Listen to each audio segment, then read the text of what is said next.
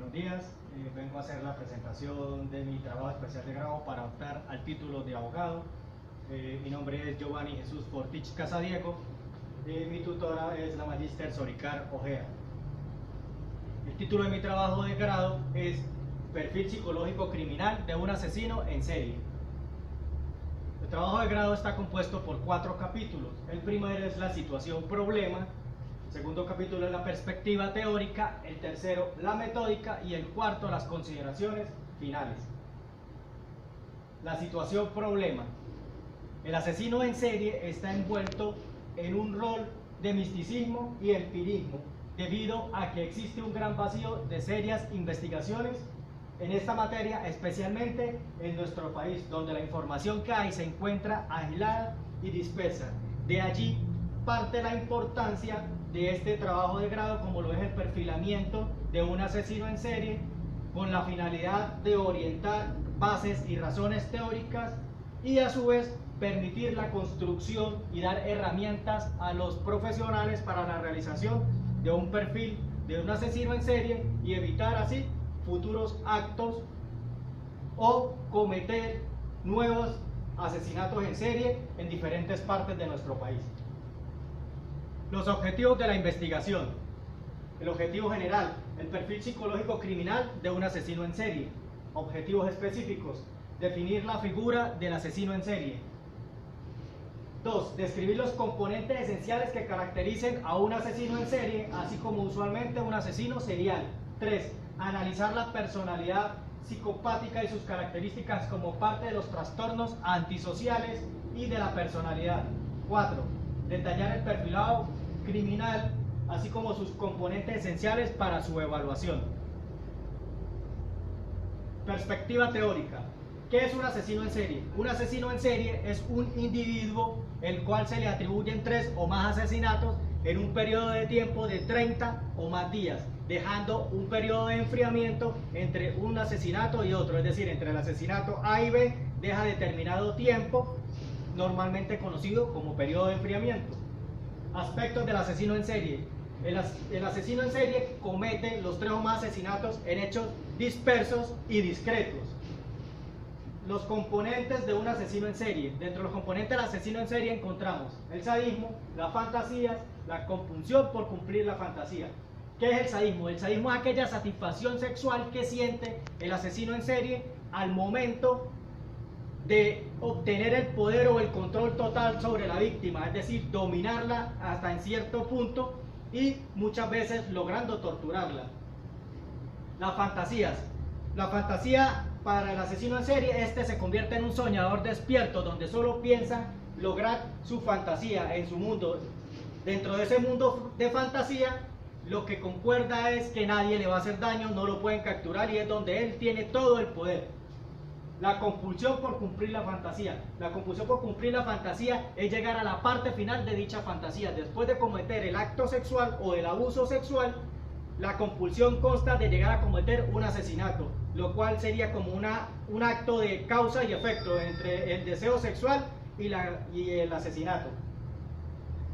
Tipos de asesinos en serie. Existen 2 tipos de asesinos en serie. Existen los organizados y los desorganizados. A los organizados se les atribuye que dentro de la escena del crimen pocas veces dejan huellas, no dejan pistas, son muchos más organizados, valga la redundancia, al momento de cometer un crimen. Se le asocia a personas con mayor edad o con mayor experiencia o con un alto nivel intelectual. Por el contrario, los desorganizados son personas que no les importa cómo va a quedar la escena de crimen, por lo tanto son más fáciles de capturar. Estas personas no tienen ningún tipo de experiencia, simplemente cometen el acto por una psicopatía y les resulta un poco sencillo cometer el acto, mas sin embargo son atribuidos a personas jóvenes, personas sin experiencia y con bajos niveles de intelectualidad. Fases. ¿Cómo opera un asesino en serie? La fase de aurea. La fase de aurea es aquella fase donde él sale de una inclusión social y es sumergido o se sumerge dentro de una fantasía, donde simplemente el deseo que lo conmueve o que lo lleva es llegar a cometer el acto del homicidio o lo de la relación con el acto sexual. La fase de pesca. La fase de pesca es aquella fase en que el asesino en serie se encarga de buscar los sitios o los lugares donde puede seleccionar a la víctima perfecta.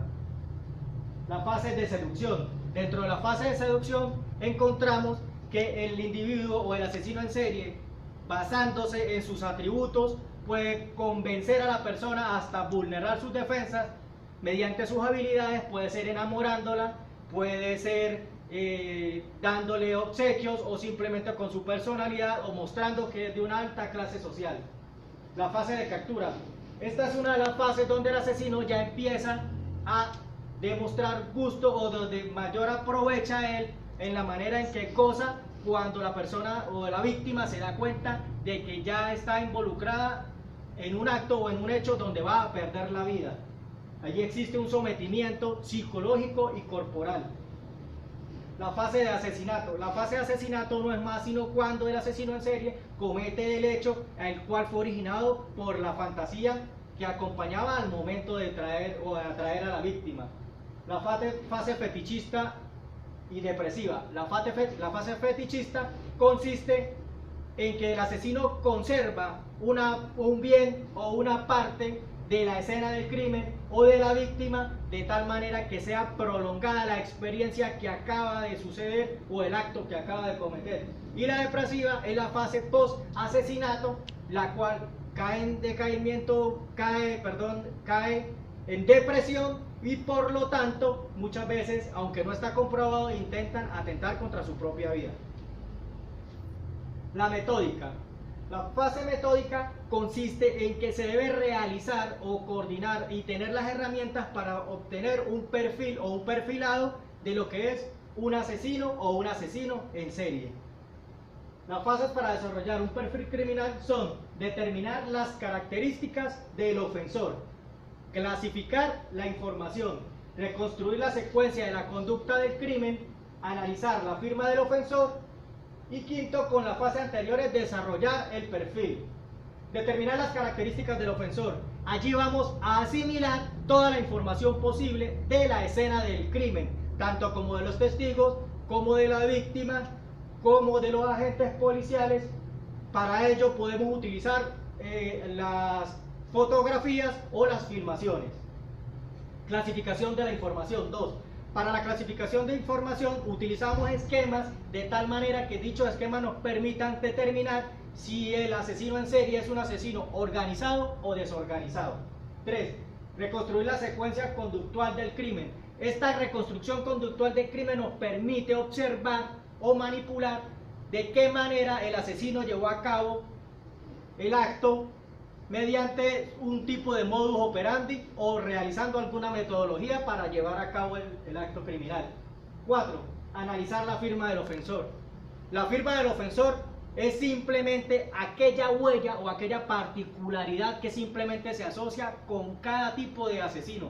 Es decir, lo que el asesino utilizó o la manera o de la herramienta que se hizo útil para cometer el hecho. Es algo específico, algo intrínseco dentro del asesino. 5. Con las fases anteriores, haciendo el análisis de la escena del crimen, haciendo el análisis del tipo o el perfil del tipo, si es organizado o es desorganizado, y más aún con su huella, se facilita la relación o la iniciación de crear el perfilado del asesino en serie. Consideraciones finales. El asesinato en serie no es un fenómeno moderno ni de épocas. Anteriormente, en la Europa occidental, existían gran cantidad de asesinatos en serie, algunos documentados, otros no, pero por lo general eran los patriarcas o las personas de la clase alta quienes cometían dichos delitos para satisfacer sus propias necesidades. De allí, y a través de los estudios realizados, se observa que el asesinato en serie es un subtipo de homicidio asociado con los homicidios sexuales. De allí se han venido desprendiendo las tipologías, los componentes, la fase y los modus operandi. Cada individuo, aunque las tipologías, los componentes y las fases son de manera generalizada, los modus operandi cambian de acuerdo a la zona, de acuerdo a la religión, de acuerdo a la educación, de acuerdo al entorno social que haya tenido el individuo. Por lo tanto, es de vital importancia realizar la evaluación y el tratamiento de la psicopatía por parte de los especialistas dentro del área, ya que gracias a estas evaluaciones desarrolladas mediante diferentes tipos de entrevistas al sospechoso e inclusive algunas víctimas que han podido escapar, se pueda determinar una herramienta eficaz de perfilado del asesino en serie con la finalidad de evitar que existan o que ocurran hechos parecidos o que se formen nuevos asesinatos en serie, más aún que se puedan prevenir en un futuro y detectar a un asesino en potencia.